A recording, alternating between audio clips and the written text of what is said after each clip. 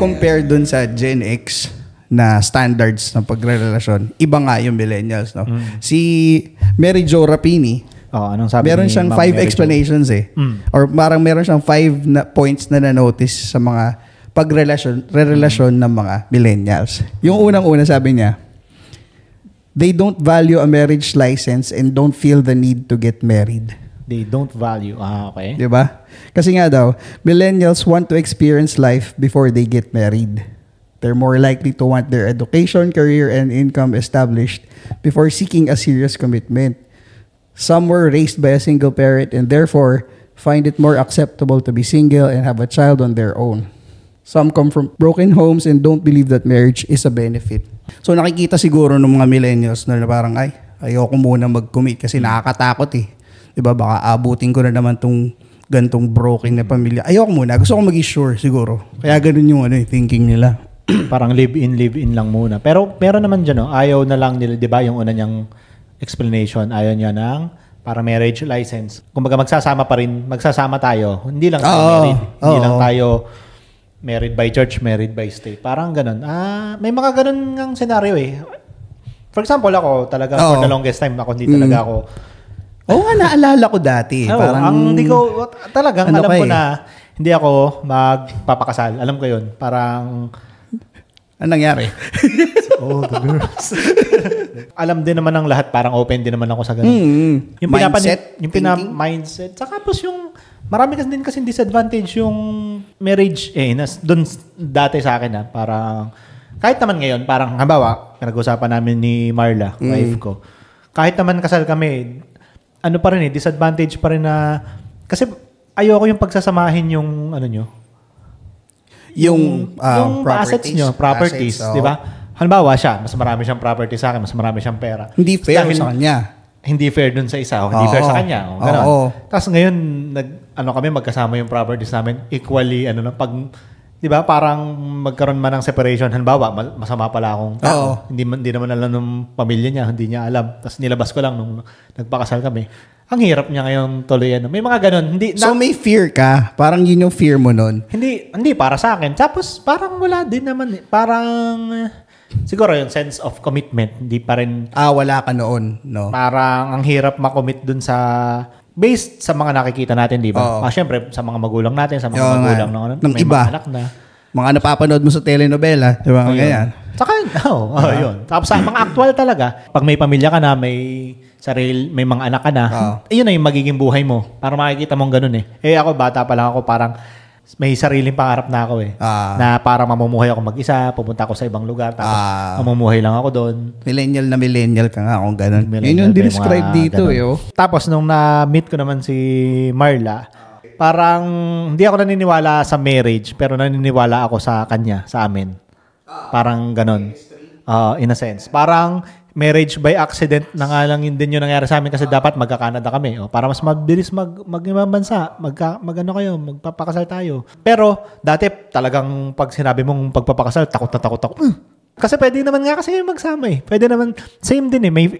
May feelings kayo pareha, same pa rin naman yung gagawin mo. Para sa akin, akala ko dati walang pinagkaiba pag kinasal kayo at hindi.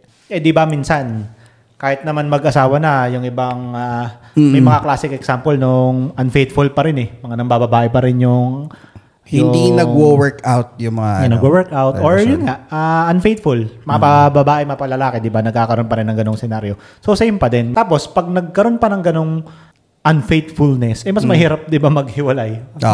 Dahil, kasal na kayo, i-work out nyo na yan. Yun yung takot mo, no?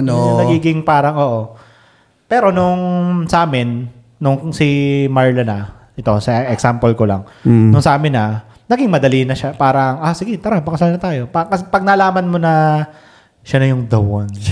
I'll be the one. Hindi. Pero yung pag nag-uusap kasi kami ng ganito, hindi na siya by... hindi ko lang alam din sa iba eh.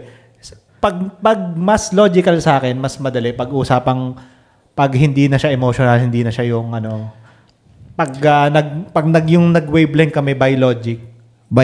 Kumbaga, pag in-analyze nyo objectively, parang ganun. In a sense, parang okay, naging mas okay. Tapos partner din kami, hindi lang yung basta-basta, nagmamahal lang kami ng masarap.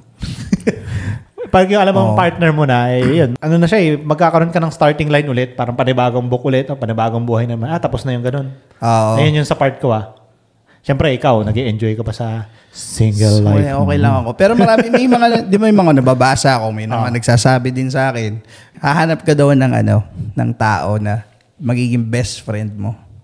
Yan, kayo ni Marla ganyan, best friend niya sa di ba? Kakasundo kayo sa maraming bagay. Pero pag best friend naman, usually pwede rin mag-away, kaya etc. Pero alam mo yun, yung ganong connection na parang, ewan ko kung ano tawag doon, unconditional love ba sa isa't isa? O parang love. Companionship, appreciation. Ang talagang term namin, partnership talaga. Partnership, ayan. Kasi parang, best friend, Kami, ilang taon pa lang kaming kasal, tapos ilang taon pa lang din naman kami talaga nag-uusap. Pero kaya may mga times din talaga na yung love, kaya sinasabi ko rin sa kanya, doon din kami nagkakasundo. Yung love, kumbaga sa akin, ang relasyon kasi, para siyang ulam. Anong ulam? Para siyang ulam, sinigang. Sinigang, Yung love, ano lang yan, parang, lahok lang, baboy lang yan. Pwedeng baboy lang yan. Pero, kailangan mo, syempre, ng hindi nagluluto. Parang kailangan mo ng kangkong. Kailangan mo ng gabi. Kailangan mo ng paminta. Kailangan mo ng sinigang mix. Ano kaya yung sinigang mix sa relasyon nyo? Yan ang magandang tanong. Di ba? Ano kaya ang sinigang mix? No? Yun yung core ng lasa ng sinigang. Kaya siya sinigang Pero, di ba? Part pa lang din siya. May tubig pa, may sabaw pa, di ba? Pero, pag nagluto ka ng sinigang na walang karne, pwede pa rin. Soup yun di ba? Sinigang na sabaw. Parang hindi ka nga talaga nagluluto. Kasi sinigang na baboy. Hindi, pero kasi sinigang mix. Kumbaga gagana pa rin siya. Minsan may mga araw na yung sinigang mo walang baboy pero kakainin mo pa rin. Pero sarap ng sinigang yun. Parang ang lamig-lamig. Parang ang init sa pakiramdam ng sinigang. Kahit walang baboy, di ba? Kasi ininit mo, naubos mo yung sinigang kahapon. Ininit mo, wala na yung baboy. Pero nandun pa rin.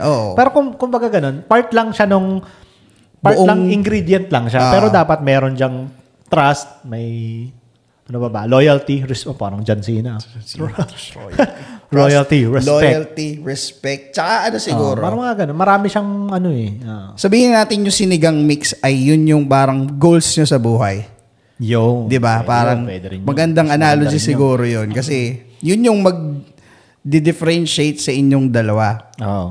Doon sa iba pang mga relasyon or magiging ibang potential na relasyon mo sana, 'di ba? Yung kung pareho kayo ng goals ni Marla, yun yung parang sinigang mix niyo, yun yung defining feature niyo. Maganda nga yun, goals.